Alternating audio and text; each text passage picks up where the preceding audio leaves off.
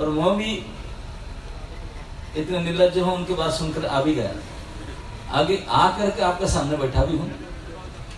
अब आप लोग की मर्जी है, मैं इसलिए एडवांस आप सभी से माफी मांग लेता हूं कि अगर 2-3 दिन तक आपको मैं मेरे कर्कश वाणी से कुछ कष्ट पहुंचाऊं, आपका टाइम खराब करूं, तो आप जब भी चाहें तभी जा सकते हैं, नहीं भी आ सकते हैं।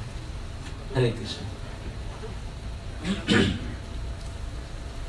ओम अज्ञानतिमिरान्धस्य ज्ञानाञ्जनशलाकया चक्षुरुन्मीलितं येन तस्मै पदकमलं श्रीगुरुन् वैष्णवांश्च श्रीरूपं साग्रजातं सहगणं रघुनाथं तं तं सजीवं साद्वैतं सावधूतं परिजनसहितं कृष्णचैतन्यदेवं श्री राधा कृष्णपादान् सहगण ललिता श्री विशाखानिकंश नमो विष्णुपादाय कृष्णप्रेष्ठाय भूतले श्रीमते भक्तिवेदांत स्वामिनिति नामिने नमस्ते सरस्वती देवे गौरवाणी प्रचारिणे निर्विशेष शून्यवादी पाश्चात्य देशतारिणे जय श्री कृष्ण चैतन्य प्रभु नित्यानंद श्री अद्वैत गदाधर शिवासादि गौर भक्त वृंद। बोलिए हरे कृष्णा कृष्णा कृष्णा हरे हरे, हरे राम राम राम हरे हरे।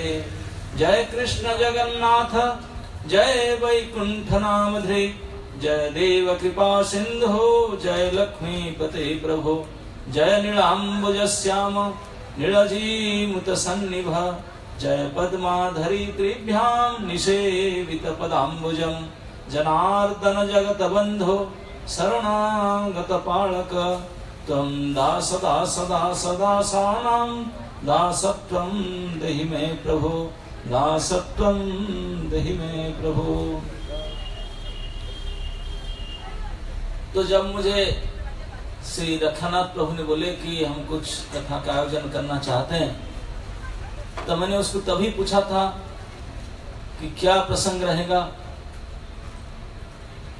तो हमने बोले नहीं आप चूज कीजिए। तो चूज हम कैसे करेंगे, आप बताइए, हम तो सेवा का प्रयास करेंगे। बोले नहीं बस कीजिए।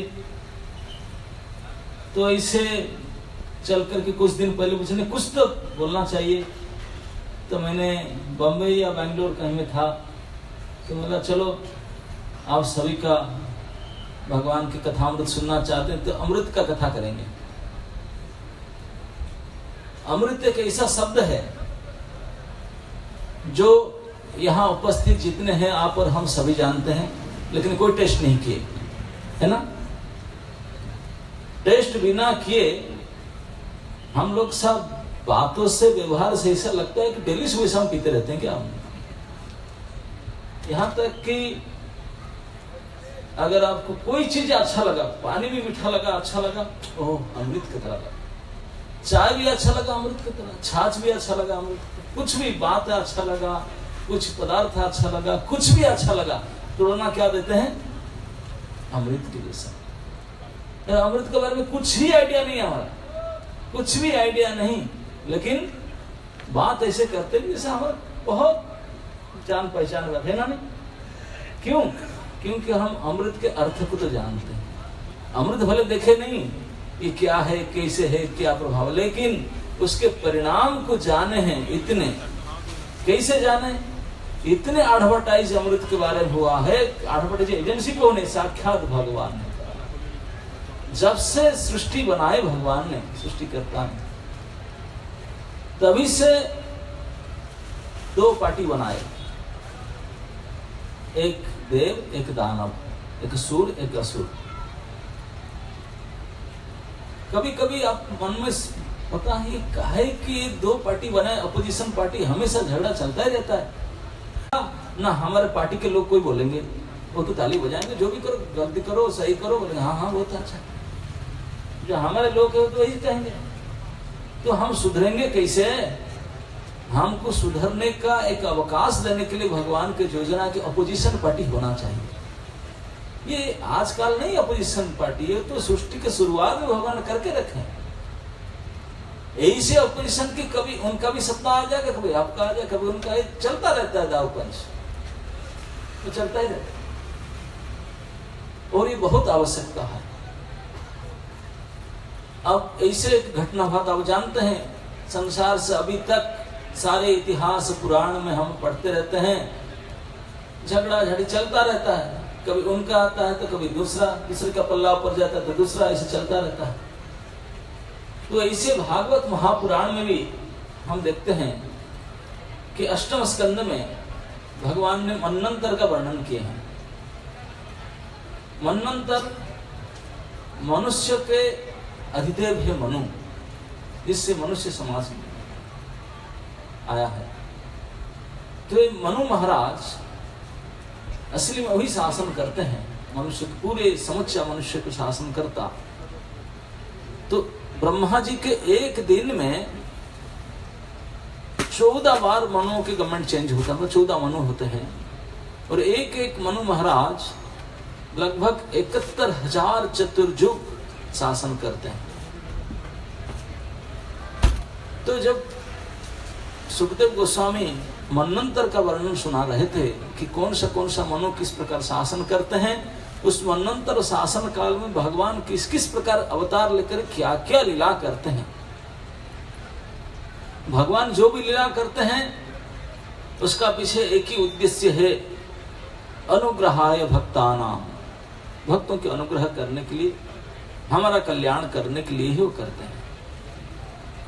तो इस मन्वंतर का वर्णन में सुखदेव गोस्वामी चाक्षुष, जो चक्षु मनु का पुत्र चाक्षुष मनु का वर्णन जब कर रहे थे, तभी बताने लगे कि चाक्षुष मन्वंतर में भगवान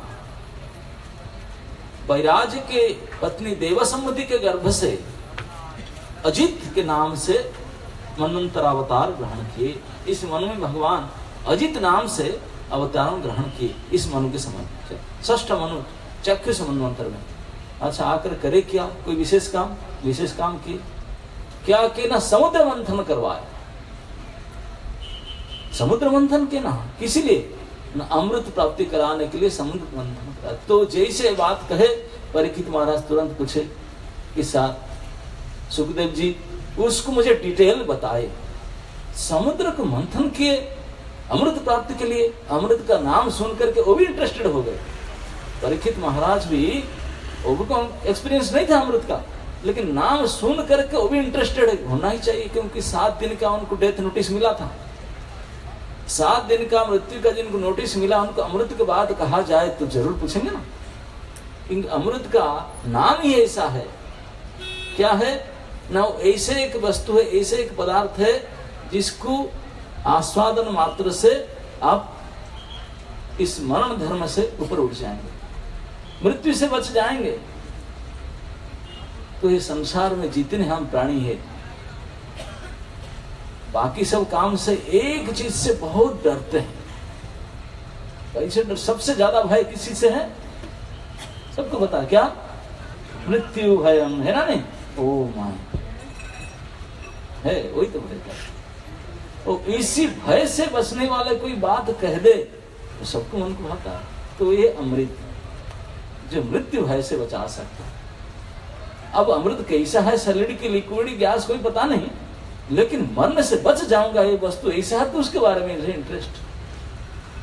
परीक्षित महाराज जो डेथ नोटिस इशू हो चुका था 7th डे वीकेंड में उनका होने वाला था, तब भी अमृत की बात सुनकर बोले, हो कैसे बताओ। तो अमृत प्राप्ति का ये प्रसंग को सुनने के लिए, समुद्र को मंथन करके अमृत प्रकट करने का जो कथा को सुनने के लिए बड़े उत्साह प्रकट किए। बोले मुझे आमूल चूली बात बताइए। तो सुखदेव जी बोले ठीक है, आप जब चाहना चाहते मैं बताता हूँ, सुनिए।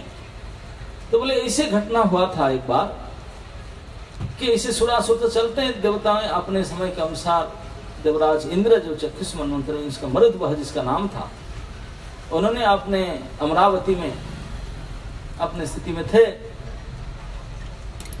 अब जब अपना स्थिति सही हो जाता है, पोस्ट पोजीशन पावर बिल्कुल रिजर्व प्रोटेक्टेड हो जाता है, तो हो ना कहीं अहंग और घमंड आ जाता है, और वही से फिर हम मत खा जाते हैं। तो इंद्रदेव आप अपने सवारी से जा रहे थे, रास्ता में दुर्वासा मुनि भेंट हुए। दुर्वासा मुनि देखे तो इंद्र जी ने देखे, रिस्पेक्ट किए, द्वार किए, प्रणाम किए होंगे। तो दुर्वासा जी बोले देवराज इंद्र पधार रहे हैं, चलो तुरंत खुश होकर के प्रणाम कर रहे हैं, तो तुरंत अपने गले से जो माला पहने होते माला उनको दे दी। आशा करते हैं कि माला दे, माला पहन लेगा, सम्मान करेगा, इतने बड़े महापुरुष हैं, उनके प्रसादी माला है। तो इंद्रदेव बोले पता नहीं कैसा माला मुझे दे रहा है, मैं अमरावती के राजा हूं, अमरपुरी में कैसे कैसे दिव्य पारिजात पुष्प के माला पहनता हूं, ये कौन सा माला किसी को पहन कर। दुर्वासा ऋषि तो ऐसे माला नहीं, हो तो भगवती प्रसादी माला पहने होंगे, भगवान की प्रसादी माला वो भी पहने, वो उतार के दे दी। इंद्र को पसंद नहीं आया, उठा माला लिए, उनसे ले करके गाड़ी में डाल दी और उनका सम्मान हो गया, माला को उसने कुचल दिया। तो दुर्वासा ऋषि बोले मेरे सामने सामने मेरी प्रसादी को इससे सम्मान है, तो उनका तो गुस्सा सामने ही रहता है, तुरंत बोले तो हतश्री हो जा, सब कुछ होते हुए त्रिलोक से हित हो जाएगा, हतश्री हो जाएगा, गाली अभिशाप देकर चल पड़े हो इंद्र के। उसी समय से डाउन शुरू हो गया। अब जो उनका अपोजिशन पार्टी थे, अपोजिशन लीडर भी बड़े कम नहीं होते हैं, बहुत पावरफुल होते हैं, हाँ सिमिलर पावर होता है उनका भी अपोजिशन लीडर का। तो अपोजिशन पार्टी में तभी बलि महाराज थे, उनका नेटवर्क बड़ा जबरदस्त था।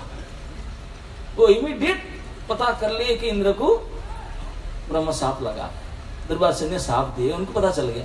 जैसे कि इंद्र किसी को नहीं बता था, कोई रिपोर्टर आया किसी को नहीं बता था, मुंह बड़े गंभीर था, अभिशप्त होकर आया था, किसी को नहीं बता रहा था क्यों घटना है क्या, कुछ को नहीं बता था। लेकिन ये उनका नेटवर्क इतने पावरफुल है, कहां से क्या किए पता नहीं, किसी को पता चल गया किसी घटना में।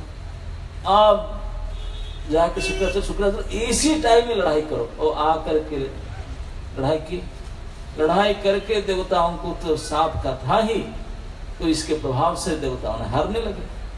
सारे देवताओं को मार पीट करके देवपुरी से भगा दिए और सारे दखल जबरदखल कर लिए, देवराज्य को स्वर्ग को जबरदस्ती दखल करके बैठ के इंद्र मार पीट के भगा दिए, सारे देवता भाग गए।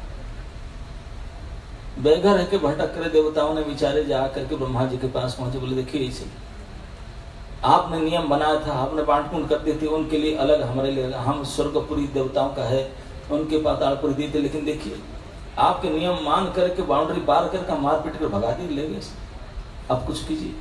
ब्रह्मा बोले मैं क्या कर सकता हूँ,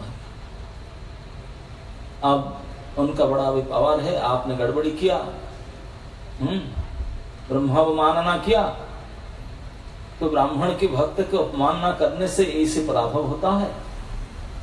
और उन्होंने तो जम करके शुक्राचार्य की सेवा करते हैं, मैं क्या कर सकता हूँ ना, बताओ आप लोग ने। तो फिर चलो ठाकुर जी के पास चलते हैं। तो ब्रह्मा जी सारे देवताओं को साथ में लेकर के स्वयं क्षीरसागर में गए, जा करके क्षीरसागर में, वही है क्षीरसागर इस भौतिक ब्रह्मांड में वैकुंठ का एक ब्रांच ऑफिस है, उस ब्रांच ऑफिस का सामने जा करके और तो करना था, किए जाए, खूब स्तुति किए, भगवान को प्रार्थना किए, खूब स्तुति किए, तो भगवान प्रकट हुए, प्रकट होकर के आश्वासना दी भगवान, खूब स्तुति किए, ब्रह्मा शिव से स्तुति हो, प्रसन्न होकर भगवान बोले, सारे शिव और ब्रह्मा को देवताओं को मिलाकर सबको बोले सुनो खबरदार, मुझे पता है क्या हो रहा है आप करके मारे, लेकिन देखो मुझे आपने प्रार्थना किए, मुझे स्तुति किए, प्रसन्न किए, लेकिन क्या, लेकिन अभी समय खराब चल रहा है, भगवान बता रहे हैं, बोले अभी आपका टाइम खराब चल रहा है और उनके टाइम ठीक चल रहा है, तो इसलिए अभी आप झगड़ा झाटी नहीं करो ना सर, आपके पास आए, आप सर्वसमर्थ हैं ना, इसलिए तो बताता हूँ मैं सर्वसमर्थ, क्या बताऊँ क्या करना है तो आप कर दीजिए, प्लीज हेल्प अस, हमारे घर घाटी नहीं, बाहर आकर घूम रहे हैं, कुछ व्यवस्था करो हमारा नाम, बताता हूँ सुनो। इतने भगवान को प्रार्थना किए, दर्शन किए, स्तुति किए, भगवान ने उपाय बताया कि देखो मैं कुछ नहीं कर सकता हूँ, इतना करूंगा, मुझे पता चला आपका काम बन जाएगा, क्या करूं ना, जा करके संधि करो, किसके साथ? वही आपके विरोधी दल के साथ। बोले सर उनके पास कैसे जाएंगे, जन्म से हमारे शत्रु हैं। पता है, जाना ही पड़ेगा, काम निकालने के लिए काम करना ही पड़ेगा, क्योंकि आपका टाइम खराब है। अभी आप कुछ नहीं कर सकते हैं। जब समय खराब रहता है, ग्रह खराब रहता है, शापग्रस्त हो, सारे प्रकार से कोई अनुकूल नहीं है, सब प्रतिकूल है।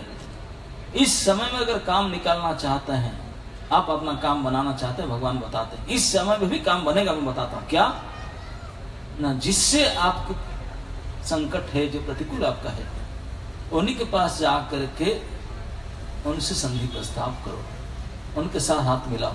ना मिलाएंगे थोड़ी हमको मारेंगे, ऐसे पीट कर भगा दिए, उनके पास कैसे जाएं?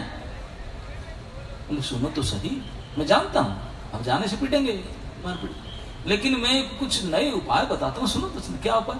ना कुछ प्रस्ताव को प्रपोजल लेकर जाओ। तो प्रपोजल अपने आप में इतने पावरफुल है,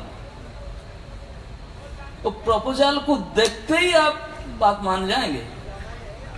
बोले सर क्या है ना, मैं आपको बताता हूँ, आप ही समझ जाएंगे, तो उनको वो भी समझ जाएंगे। आपको भी पता नहीं प्रपोजल में, सुनो प्रपोजल क्या। तो भगवान ने उनको प्रपोजल दिए, प्रस्ताव दिए। क्या? अमृत का प्रस्ताव, अमृत प्राप्ति का प्रपोजल दिए। अमृत शब्द ही सभी मरण धर्मा को अच्छा लगता है, मरने से बच जाओ, बचो ना बचो, लॉन्ग लाइफ तो होगा ही, इतने तो आशा रहता है। अमृत शब्द मात्र में 3 परिणाम हमको पता लगता है। एक तो बड़े टेस्टी होगा, बड़े स्वादिष्ट, हमें कुछ भी चीज अच्छा लगता है अमृत से मानते ना, ये अमृत लक्षण है। बड़े स्वादिष्ट होगा, सबसे पहला लक्षण। दूसरा, तुरंत शक्ति प्रदायक, इमीडिएट आपको बहुत शक्ति देगा। तीसरा, उसको पान, अमृत पान करने से ये तो निश्चित है कि अमर नहीं बनेंगे, कम से कम बहुत दीर्घ काल तक अमर अजर बीमारी नहीं पड़ेंगे, सबल सुस्त सुंदर, बीमारी से फ्री, टेंशन से फ्री, बिल्कुल मजबूत युवक जैसा शरीर बहुत लंबे समय तक मिले। ये तो होगा, ये 3 लक्षण तो निश्चित है। तो ये 3 लक्षण किसी को बता जाए, कौन नहीं चाहेगा बताओ? सब चाहे। तो जैसे अमृत का प्रस्ताव भगवान ने बताया, तो देवताओं को मन को लगा कि हाँ ये तो बात है, उसके मारे तो वो भी भाई मान जाएंगे, बोलेंगे सार लेकिन अमृत मिलेगा कहाँ से? बोले सुनो चुपचाप बैठ करके। तो भगवान ने पूरा डिटेल उनको बताया। बोले देखो अमृत समुद्र से मिलेगा, समुद्र में है, समुद्र में कहां से कैसे निकालेंगे? मंथन करना पड़ेगा। जैसे दूध को मंथन करके माखन निकालते हैं, आपको मैं 2-4 लीटर दूध दूं, आप उसे ढूंढ कर माखन निकाल सकते हैं? मिलेगा? हाथ डालकर ढूंढेंगे, मिलेगा माखन? लेकिन आपको बोले माखन है, आप मानेंगे नहीं? माखन तो है उसमें, लेकिन दिखता नहीं। कुछ प्रक्रिया करने से माखन निकलता है, घी निकलता है दूध में, लेकिन ऐसे नहीं मिलेगा, उसको प्रक्रिया करने से मिलेगा। बोले ऐसे समुद्र में है, अमृत है क्षीर सागर में, लेकिन कुछ प्रक्रिया करना पड़ेगा तो मिलेगा। अब अमृत को नाम से ही सुन करके इतने खुश हो गए, तो बोले प्रक्रिया बताइए हमको। बोले देखो क्षीर सागर से अमृत है, उसे निकालना है। सबसे पहले आपको जैसे दही में, दूध में अगर आपको माखन घी निकालना हो, सबसे पहले दूध में कुछ औषधि डालना। औषधि क्या? थोड़ा खट्टाई, जामुन ना क्या बोलते हैं आपने, कुछ खटाई डालना पड़ेगा ना, दही जमाना पड़ेगा, 2 दिन करीब 1 दिन 2 दिन जमाना पड़ेगा, दही जमाना पड़ेगा, फिर उसके बाद मंथन करना पड़ेगा। तो ऐसे क्षीर सागर में कुछ औषधि, कुछ जड़ी बूटी डालना पड़ेगा। वो जड़ी बूटी लिस्ट दे दी, बोले ये है सब, ये है जड़ी बूटियां हैं, ये चीज को लेकर डालना पड़ेगा आपको। फिर डालने के बाद थोड़े दिन के बाद मंथन शुरू करो। तो क्या समुद्र को मंथन कैसे करेंगे? मंथन करने के लिए तो एक चर्निंग रड चाहिए ना। आजकल तो अब मंथन करने का हैबिट छूट गया, सब लोग ग्राइंडिंग मशीन में करते हैं, लेकिन मंथन जो करना है तो मथानी दंड चाहिए। बोले मथानी दंड समुद्र कौन सा लकड़ी से? लकड़ी से समुद्र से कैसे मथेंगे? बोले कौन ना, मंदराचल को लाएंगे, मंदार पर्वत को मथानी दंड करके लाना, मंदार पर्वत को, इतने बड़े पर्वत ना, हाँ उस पर्वत को लाना उखाड़ करके। अरे बाप रे बाप, मंदराचल बोले आप अकेले थोड़ी, कंबाइंड प्रोजेक्ट है, इट्स ए कंबाइंड प्रोजेक्ट, आप दोनों मिलकर करेंगे। देव से अच्छा अच्छा तब हो सकता है। बोले आप बता ना, तो उसको मंदराचल को लाना, तो फिर रस्सी, इतने बड़े पर्वत को रस्सी भी बताता हूँ, ऐसे तैसे रस्सी कम, बासु की नाव को रस्सी बनाना, लिविंग रस्सी। बासु की नाव इतने विशाल है, समुद्र मंथन के, मंदराचल के मंथन रस्सी बनेंगे, उससे मतना। और मंथन कौन करेंगे? बोले कंबाइंड प्रोजेक्ट, दोनों मिलकर के, आप और वो दोनों मिलकर मंथन करेंगे। बोले सार बात तो अच्छा है, कंबाइंड प्रोजेक्ट अब दे रहे हैं अमृत के लिए, लेकिन हम जानते हैं वो इतनी बदमाश से अमृत निकलेगा तो छीना झपटी कर ले लेंगे, वो चिंता मत करो, ये रिस्क मेरा। मैं भगवद गीता में आपको ये उपदेश देता हूँ, कर्मणे अधिकार अस्ति माँ फलेषु कदाचन। आप फल की चिंता क्यों करते? फल डिपार्टमेंट मेरा है, रिजल्ट डिपार्टमेंट मेरा है, तो आपको काम करने का डिपार्टमेंट है, काम ही करो, फल की आशा न छोड़ दो मेरे ऊपर। वो आपसे छीन कर ले जाए, कुछ करे, क्या है, आप काम तो करो, मेरे ऊपर भरोसा करके करो तो काम बनेगा। तो भगवान आगे उनके देवता लोग ने बोले हम तो मानते हैं, हम इसलिए सर आपके पास आए, जो बोलेंगे वही करेंगे।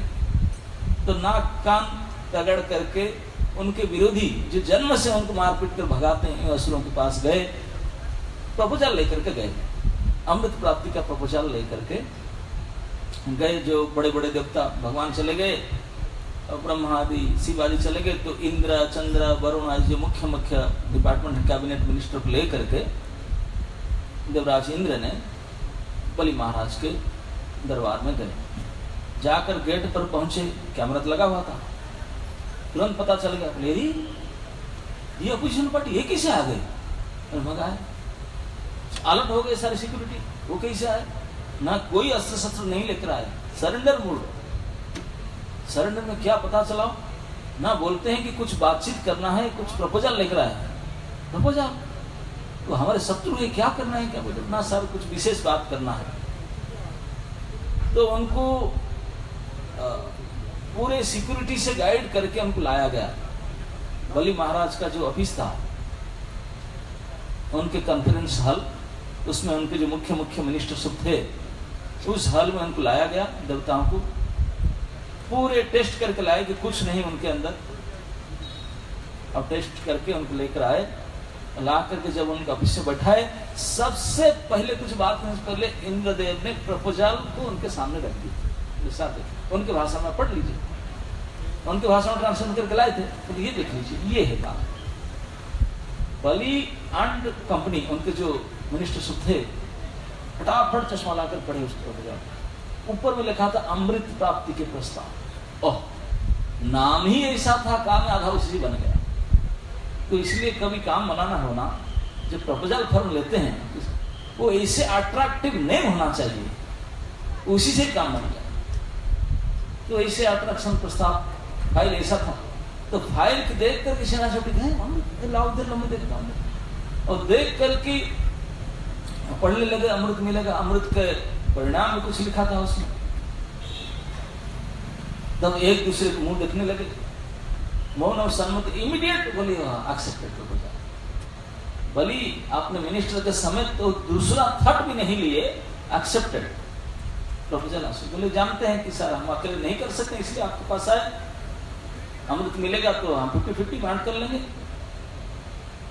तो असुर को जो बलशाली थे, अभी सरकार उनका ही था, वही जीते थे, वो बैठ करके आपने हंसने लगे, आपस में बातचीत करने, चुपचाप देखो अकेले तो हम भी कर नहीं सकते हैं, हेल्प तो उनका भी चाहिए, दोनों मिलकर करेंगे, कंबाइंड प्रोजेक्ट मिलकर करेंगे, जो अमृत निकल जाएगा, चिंता मत करो, एक कान पट्टी चढ़ाएंगे, हम भगा कर सारे छीन लेंगे, देखना वेट करो, मिलकर का। वो उनका जब प्रपोजल एक्सेप्ट किए, तभी से उनके मन में बात आ गई, क्या उनको भगा करके हटाकर हम सारे छीन लेंगे, आपने स्वार्थ का।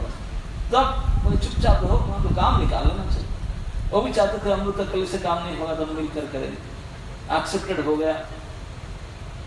जब भूल गया, जब वो बोले कि देवता बोले भगवान को सर हम जाकर प्रपोजल देंगे, लेकिन हम जानते हैं उनको, शुरू से हम जानते हैं, हमारा पोजीशन है ना। जो आपका शत्रु है ना, आप शत्रु के बारे में इतने ज्ञान रखते होंगे कि वो शत्रु का बेटा भी इतना नहीं जानता हो, सही ना। एक चोर, जब सपोज इसी ऋषिनगर के कोई नामी चोर होगा, इसी ऋषिनगर में जो पुलिस इंस्पेक्टर होगा, उनका घर कहाँ है, नाम क्या है, क्या गुण है, कितना हाइट, जितना चोर को पता होगा आप लोग को नहीं पता, डिटेल उनको पता होगा, क्या स्वभाव है, क्या डिटेल सब पता है। तो इसे शत्रु के बारे में डिटेल ज्ञान शत्रु का ही होता है, मित्र से भी ज्यादा शत्रु का ज्ञान होता है। तो हम लोग ने बोले, देवता बोले सर हम जानते हैं उनको अच्छे तरह से, वो बड़े गद्दारी करेंगे हमारे साथ। भगवान बोले देखो मैं आपको उपाय बताता हूँ, ये एक नीति है, नीति से काम लेना होता है। क्या नीति? बोले अहिमुषिक न्याय, अहिमुषिक न्याय भगवान ने सिखाया। बोले एक न्याय होता है, बोले इसे 3 प्रकार के नीति होता है। एक बृहस्पति नीति, एक शुक्र नीति, एक कणिक की नीति। बृहस्पति जी बताते हैं देखो, अगर कुछ चीज को प्राप्ति करना हो, अगर लक्ष्य आपको महान हो, उद्देश्य आपको बड़ा हो, इस महान उद्देश्य को प्राप्त करने के लिए साधन भी महान होना चाहिए। सिद्धि अगर महान है, साधन भी ऐसे लायक होना चाहिए। ये उनकी नीति है। बृहद सिद्धि के लिए बृहद साधन की जरूरत है। और शुक्र नीति कहते हैं कि अगर कुछ प्राप्ति करना हो, कुछ भी तो उसको करने के लिए कुछ भी करना पड़े, बुरा से बुरा काम, बुरा से बुरा साधन क्यों ना अपनाना पड़े, उसको करना चाहिए। जैसे आपको पैसा कमाना है, अर्थ प्राप्ति करना है, अर्थ प्राप्ति करने के लिए कुछ भी करना हो करो, चोरी करो, अन्याय करो, पाप करो, धंधा वाड़ी बिजनेस नौकरी, कुछ भी व्हाटएवर लक्ष्य लिए कुछ भी करो। भले कैसे रीति अनिति कुछ हो, लक्ष्य प्राप्ति होना चाहिए। गणित जी बोलते हैं ऐसा नहीं, सभी समय साथ नहीं देता। अगर उद्देश्य सही है लेकिन साधन बड़ा टेढ़ी है तो आपको टेढ़ा काम करना चाहिए। सामने जो आदमी है वो बात नहीं मानता काम निकालने के लिए, तो आप उनको मनाने के लिए थोड़ा टेढ़े काम करो, ऐसे सब। तो वो कैसे? वो बोलते हैं कि अहिमुषिकवत् न्याय। तो भगवान ने समझा है कहानी बता करके, अहि मतलब सर्प, मुषिक मतलब चूहा। बोले एक बार की घटना ऐसा था कि एक शिकारी ने एक पेटारी बैठा था और उसमें दाना डाला था पेटी में फंसाने के लिए किसी, और उसको दाना को देख करके चूहा आया, चूहा खाने के लिए आया और आ करके फंस गया, वो जाल में फंसा। अब वो बेचारा दाना खाता, वही फंस गया। और सांप ने निकला था अपने लंच के लिए, उनके लिए तो कोई रेस्टोरेंट तो होता ही नहीं, वो ढूंढ कर खाते हैं जीव जंतु अपना अपना। तो देखा कि चूहा इधर है, बोला मैं दूर कहाँ जाऊं, मेरा लंच इधर ही है। वो आया चूहा को खाने के लिए, उस लोग में आया, वो भी फंस गया जाल में। जा, एक ही पेटारी में चूहा तो पहले से फंसा था, सांप भी आया उसे खाने के लिए, वो भी फंस गया। सांप अब खाएगा क्या? अब देखा कि मैं तो फंस गया, मुझे भी कोई खाएगा, मर गया मैं तो। और दोनों डर गए। दोनों जब फंस गए थे पेटारी में, तब इसमें सांप ने एक प्रस्ताव निकाला। बोला देखो मिस्टर चूहा, यद्यपि आप भी जानते हैं, मैं भी जानता हूं, एक दूसरे के लंच ब्रेकफास्ट है। आप मुझे देख रहे कि मान लिए कि मेरा अभी जा रहा है, लेकिन मैं आपको खोलकर बोलता हूं, हम दोनों हाथ मिलाते, हम दोनों मित्र बन जाएं। आपके साथ मेरे मित्रता करें, मैं आपका मित्र बनता हूं, मैं आपको खा सकता हूं, नहीं खाऊंगा, प्रॉमिस, एग्रीमेंट साइन करते, मैं नहीं खाऊंगा। क्यों नहीं खाऊंगा? ना मित्र मानता हूं। तो सांप ने चूहा के साथ एग्रीमेंट, फ्रेंडशिप का एग्रीमेंट किया। हम दोनों फ्रेंड है। फ्रेंड है तो किस मानो क्या करेंगे? फ्रेंड है देखो, क्योंकि हम दोनों विपद में हैं। ये मानता ना, मानता हूं, मैं फंसा हूं, दोनों फंसे हैं। जब दोनों फंसे हैं और ये अलग से रहकर कोई काम करेंगे, से दोनों मरेंगे, तो बेटर है कि कंबाइन प्रोजेक्ट करना चाहिए। दोनों मिलकर कुछ करे तो आशा तो हाँ, बुद्धि तो बहुत कुछ अच्छा प्लान है, दोनों मिलकर कुछ करे ना, क्या करे ना। देखो भगवान सबको कुछ ना कुछ गुण दिए हैं, मुझे भी कुछ गुण दिए हैं, आपको कुछ गुण दिए हैं। आपको भगवान ने विशेष गुण दिए हैं, आपको जो दांत है ना बड़ा दिख रहा है, आप उस कटारी को काट सकते हैं, आप डर रहे हैं, आप काट कर छेद कर सकते हैं। ना मैं कर सकता हूं, ना तो कल छेद बनाओ, ना छेद बनाते बनाते अगर शिकारी आ जाएगा डरो मत। भगवान ने मुझे भी कुछ विशेषता दिए हैं, कितने बड़े शिकारी कठोर निष्ठुर क्यों ना हो, एक बार में फुटकार करो 2.5 फीट तो पीछे हट ही जाएगा, बाद में आएगा काट लेकर मारने के लिए, पहले तो डर जाएगा। सांप को सामने फुटकार तो है, कोई भी डर जाएगा, डर जाएगा, इतने में तू इतना सा छोटा सा फट से निकल जाएगा, मैं तो निकल जाएगा, है ना। रास्ता गेट खुल गया तो वो जैसे 2 कदम पीछे हटा, हम दोनों में कहते हैं पहले तू चला जाना, उसके बाद मैं चला जाना। चूहा बोला क्या प्रपोजल यार, तो तुरंत फ्रेंडशिप एग्रीमेंट में साइन करके और सांप को लेट नहीं करना चाहिए, आप काम शुरू कर दो। तो चूहा और सांप ने दोनों मित्र बन करके प्रोजेक्ट काम शुरू किए। सांप बैठा गेट पर, बोला आप छेद बना, मैं बैठता हूँ, अगर शिकारी आ जाए तो फुटकार करो ना। तो चूहा अपने काम में लग गया और पूरी ताकत लगा करके काट काट करके इतना बड़ा छेद बना दिया। जैसे छेद बन गया तो सांप बोला मित्र चूहा जी देखिए अब काम तो बन गया लगभग, तो ऐसा करते हैं सबसे पहले मैं निकल जाता हूँ, मैं आप बोलती मैं निकल जाऊँ, देखो शिकारी तब तक आया नहीं, अब मैं तो साइज नहीं देखता ना 5 फीट है, आप तो केवल 8 फीट है, तो पहले मैं निकल जाता हूँ, वो आते आते आप तो छोटे से फट से निकल जाएगा ना, मैं निकलते निकलते वो आ गया, हमें उपकार करोगा, आप निकल जाएंगे। अच्छा मान लो, तो जैसे छेद बन गया तुरंत सांप निकल के जैसे गेट से बाहर आ गया, जाल से बाहर आ गया, पहले से अब जा नहीं रहा, वहीं बैठा। तो बोलता है कि मित्र अपना साइड है ना, मुझे भी निकलने दो ना। मित्र इतना देर हो गया, मैं लंच के लिए निकला था, अभी लेट में कहाँ जाऊँ, आप ही तो हो ना सामने मेरे लंच। अरे अब तो आदमी ने साइन किया था, हम खाएंगे था तो अंदर किया था, बाहर आ गया ना अभी, आर्गुमेंट इनसाइड था, आउटसाइड थोड़ी काम करता। अब तो मैं आउट आ गया, आप भी आउट आ जाओ, अपना जो स्वाभाविक नियम है एक दूसरे का खाते हैं। चूहा बोला कैसे जाऊं, वो इतने में देखा शिकारी आ रहा, बोला मैं नहीं जाऊं तो वो मारेगा, मैं जाऊं तो वो मारेगा। शिकारी की भय से चूहा निकला और उसको पकड़ करके छीन कर खा करके निकल। ठीक इसी प्रकार भगवान ने सिखा देते हैं, बोले इसी प्रकार ये जो चीटिंग प्रोपेंसिटी है ना, ये भगवान ने सिखाया। इसमें आगे चल करके भगवान को भी शिक्षा दिए, इसी प्रसंग में आगे चल करके बलि को भगवान के अवतार लेकर आएंगे। स्पेशली अवतार का काम ही था चीटिंग करना, छलयसि विक्रमणे बड़े मद्भुत वामनम। भगवान वामन बनकर का है ओनली टू चीट बलि। तो चीटिंग तो कभी हम लोग का प्रोडक्शन नहीं है, आनंद दिए किसे यूज करना चाहिए वो दिए हैं, लेकिन हम मिस यूज करते हैं उसको। तो उन्होंने बताया कि इस चूहा और सांप का एग्रीमेंट का कहानी बता दो, ऐसे काम करो, काम आपको बनेगा। वो मेहनत तो खूब करेंगे, जैसे अमृत निकलेगा अमृत आप मिल जाएगा, चिंता मत करो ना। सारा हम उनके सपना, आप चिंता मत करो, मेरे भरोसा में रहो, मैं काम निकाला। तो भगवान के ऊपर पूर्ण भरोसा करके देवताओं ने प्रपोजल लेकर के गए और असुर ने प्रपोजल देख करके इमीडिएट एक्सेप्ट कर लिए। तब तुरंत डेट फिक्स हो गया कि अब तक काम लेट ना करें, सुबह से शीघ्र जल्दी काम किया जाए। तो सुबह समय देख करके सारे देवता असुर मिल करके अब मथानी लाने के लिए गए मंदराचल। वासुकी ने आपको पहले से इन्विटेशन दिए कि सरराज वासुकी आए, हमें मदद करना है। तो वासुकी आगे के जब भगवान ने बोलते हैं तो ठीक है, मुझे भी थोड़ा अमृत देंगे, हम दूंगा, आपको भी देंगे।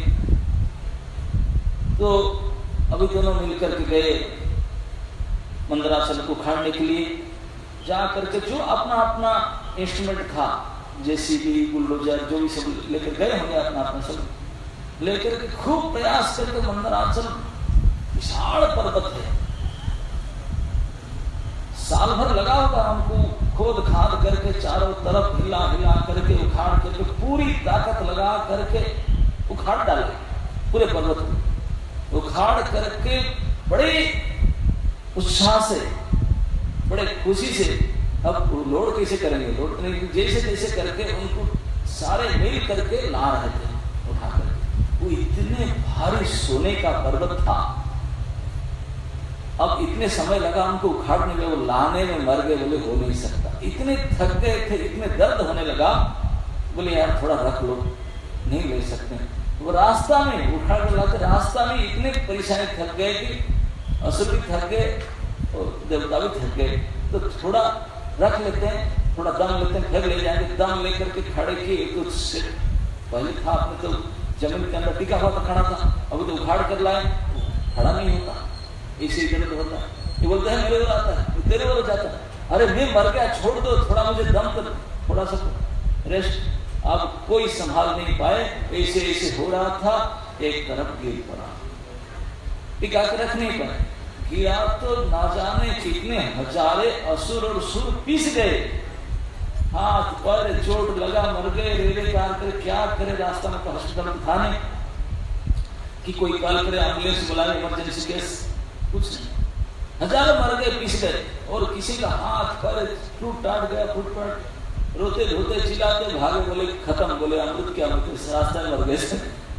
अब इसको मथानी लेकर नहीं पहुंचे समुद्र में, वहीं से गड़बड़ा गया, सारे रो करके प्रार्थना की, बोले छोड़ो प्रोजेक्ट, बचे के ही मर गए, अब जिसका कैसे कहाँ जाए। तो उनका इस प्रकार के दुख को देख करके भगवान ने अपने गाड़ी से सीधा पहुंचे, ऑन द स्पॉट घटनास्थल पर पहुंचे, सर प्रार्थना की, भगवान गरुड़ से जाकर पहुंचे, जैसे भगवान देखे देवता हमने बोले सर देखिए हम मर गए, ऐसे असुर दोनों ही प्रार्थना की, बोले देखिए ऐसे प्रपोजल दिए, हम इसके प्रपोजल के लोभ में आकर के मंदराचल को उखाड़ते हुए, लेकिन ले नहीं पा रहे हैं, मर मार गए, इसे छोड़ दीजिए, हम नहीं चाहे बच्चा के इसे करें। भगवान की चिंता मत करो, देखिए अगर कोई अच्छा काम अमृत भी जैसा वस्तु को प्राप्ति करने के लिए कोई प्रयास करे, सबसे पहले प्रयास आवश्यकता है, भगवान ये शिक्षा देते हैं। अमृत जैसा वस्तु भी अगर प्राप्त करना चाहते हो, सबसे पहले पुरुषार्थ की आवश्यकता है, पुरुषार्थ के साथ प्रारब्ध भी की अपेक्षा है। अगर पुरुषार्थ और प्रारब्ध भी साथ थे तब भी कामना बने, अगर भगवान की आश्रय ना हो तो उन्होंने खूब समय लेकर के परिश्रम करके दोनों मिल करके मंदराचल को तो उखाड़ कर लाए थे, लेकिन रास्ता में एक्सीडेंटली समय मिट गए। तो भगवान की प्रार्थना की, भगवान घटनास्थल पर पहुंचे, पहुंच करके बोले कोई एम्बुलेंस जरूरत नहीं, कोई इंजेक्शन, कोई मलम पट्टी जरूरत नहीं, भगवान पहुंच करके केवल एक झांकी नजर देख लिए, एक बार नजर देख लिए, जितने मरे हुए थे, जितने इंजर्ड हुए थे, इंस्टेंटली खड़े हो गए सब, कोई फ्रैक्चर हुआ था वो भी ठीक हो गया, इसका ब्लीडिंग हो रहा था वो भी ठीक हुआ, मरे थे, हर एक प्रकार के सब ठीक हो। ये प्रमाण है भागवत, भगवान की दृष्टि इतने शक्तिशाली है कि इससे भी परिस्थिति में आपको ठीक कर सकता है, बिल्कुल ठीक हो गए, स्पॉटलेस।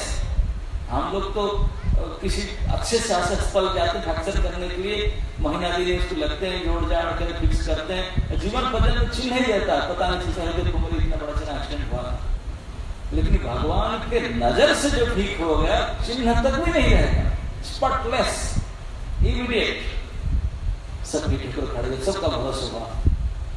लेकिन प्रार्थना करके भगवान को बोले प्रभु अब तो सब ठीक हो गए, अमृत के लोग से तो करना चाहते हैं, लेकिन प्रभु जी ये हमको थोड़ा मदद, क्या मदद, नहीं आप पर्वत को थोड़ा समुद्र तक ले जाएंगे, किसी ट्रांसपोर्टेशन का अरेंज कर दीजिए, हम नहीं ले पाएंगे, बहुत भारी है। उनकी बात नहीं, सारे समुदाय असुर, सारे समुदाय सुर मिल करके जिसको उठाकर नहीं ले पा रहे थे, भगवान ने तुरंत बोले कोई बात नहीं, आप ऐसा करो, भगवान ने आपने अंगुष्ठ और मध्यमा दोनों अंगुली से वो संपूर्ण मंदराचल को उठा करके अपने गाड़ी की डिक्की में लोड कर दिया। कौन सा गाड़ी था उनका? गरुड़ जी। उनको उनके देखते देखते वो दोनों मिलकर के सालों भर में तो उखाड़ के लाए थे टेकने को, भगवान 2 अंगुली से उठा कर सीधा गाड़ी की डिक्की में लोड कर दिया, गरुड़ जी के पीठ पर रख दिया। सारे देवता और दानव का आंख निकली, रख दी। बोले नहीं, आप भी कहां जाएंगे? आप भी सारे देवताओं को सारे असुरों को भी डिक्की में बैठा दिए। सारे आप लोग तो बैठो, कहां दिन दूर तक जाएंगे? सब ने लोड हो गए। अब गरुड़ जी के सीट ऐसा नहीं कि रिजर्वेशन हो तब जाए। जब भगवान की कृपा से एक विमान ऐसे होता था, आप सुने होंगे, अभी रामायण गया, रावण जी चढ़ते थे गाड़ी, पुष्पक विमान। उसका एक गुण था, जितने लोग लोड होंगे इतने एक्सपांड हो जाए, इतने बढ़ जाए। उसका सीट एक्सपांड होता था। 100 है 100 सीट है, अगर 1000 है 1000 सीट है, 10,000 10,000 सीट है, 10 है तो 10 सीट है। इच्छा के अनुसार बढ़ जाएगा, छोटा हो जाएगा। तो जब भगवान के शक्ति से एक सामान्य विमान ऐसे हो सकता है, तो भगवान के निजी गाड़ी क्या कम शक्ति वाला? कितने भी लोड हो चलो, गरुड़ जी ने सारे मंदराचल को रख दिए और सारे असुर और सारे देवताओं को बैठा दिए, बैठ मैं ले जाए। भगवान ने तुरंत अपने गाड़ी में सब लोड करके फिर सागर में अनलोड कर दिया। अब खुश साहब, बहुत बहुत मेहरबानी, थैंक यू साहब। लेकिन अनलोड तो कर दी, बोले पानी तक लेके किसी जाए, समुद्र में कैसे डाले? तो बोले सर और एक मदद करे, समुद्र में रख पाना चाहिए। हाँ, कोई जैसे भी बुलडोजर काम नहीं करेगा, उठा कर उसे रखते, कोई क्रेन नहीं काम करेगा, समुद्र में कहां निकलेगा? तो भगवान चले काम करता, तो समुद्र में डाले। जैसे समुद्र में डाले, इतने विशाल होकर डूब गए। अरे वो हताश, अब क्या करें? समुद्र में डालते डूब गया। समुद्र अथाह गहरा, अब विशाल हताश हो गए, मुंह सबका सूख गया, अब क्या करें? तो भगवान ने देखे कि सारे सूर्य होते हैं। देखिए, हर पग पग पर भगवान की कृपा के बिना सारे असुर सारे सुर मिलकर भी सारे उपाय पता था। अमृत समुद्र में है, मंदराचल भी है, दोनों शक्ति सब कुछ हो पर भी नहीं कर पाते। हर पग में भगवान की कृपा का आवश्यकता है। फिर प्रार्थना की सर, तो भगवान ने इस अवस्था को सोच विचार करके स्वयं बोले पानी से डूब गया, पानी से उठाए कैसे? पानी से निकालने के लिए क्या काम करो? कोई ऐसे तैराक हो, कोई डूबने वाला हो, जो उठा करके कोई किसी का कोई छोटा सा सामान पड़े उठा के ले। समुद्र में एक वस्तु गिर गया, फिर कोई पहाड़ गिर गया, उसको उठाकर कौन लाएगा? किसी का दिमाग नहीं समझ रहा था कैसे लाए, डूब गया समुद्र। इतने मेहनत करके लाए और डूब गया। हताश हो गए। आप कितने प्रयास करेंगे, अंत में वो पानी में डूब जाए। भगवान कोई बात नहीं, तुरंत भगवान ने विचार करके समुद्र से उठाना है, पानी के अंदर एक भारी पदार्थ को कौन उठा सकता है? तो एक्यूरेट अवतार लिए भगवान ने, तुरंत कच्छप बने। भगवान ने अद्भुत अवतार धारण, कछुआ। कि कछुआ एक ऐसे प्राणी है जो पानी के अंदर रहता है और पानी के अंदर से कोई भी भारी वस्तु को अपने पीठ में उठाकर ला सकता है, उठा सकता है। कि कच्छप का जो पीठ होता है वो बड़े कठोर, बहुत कठिन होता है। तो भगवान ने कछुआ बने, कछुआ बनकर तो वैसे कुछ 2-5 किलो लोड तो उठाना नहीं था। समुच्चा मंदराचल जो पूरे सुर असुर नहीं कर पा रहे थे, उनको उठाना था। तो भागवत सुखदेव जी वर्णन करते हैं कि वो जो कछुआ वाले भगवान, उनके साइज का थोड़ा इंडिकेशन देते, कितने बड़ा कछुआ बने। बोले कितने बड़े नहीं, उनके पीठ का साइज लगभग 1 लाख योजन था। 1 योजन 8 मील होता है, 8 माइल। तो कितने किलोमीटर होगा? 1 मील कितने किलोमीटर? 2 किलोमीटर। 2 किलोमीटर लगभग 1 मील होता है। तो 8 मील मतलब 16 किलोमीटर।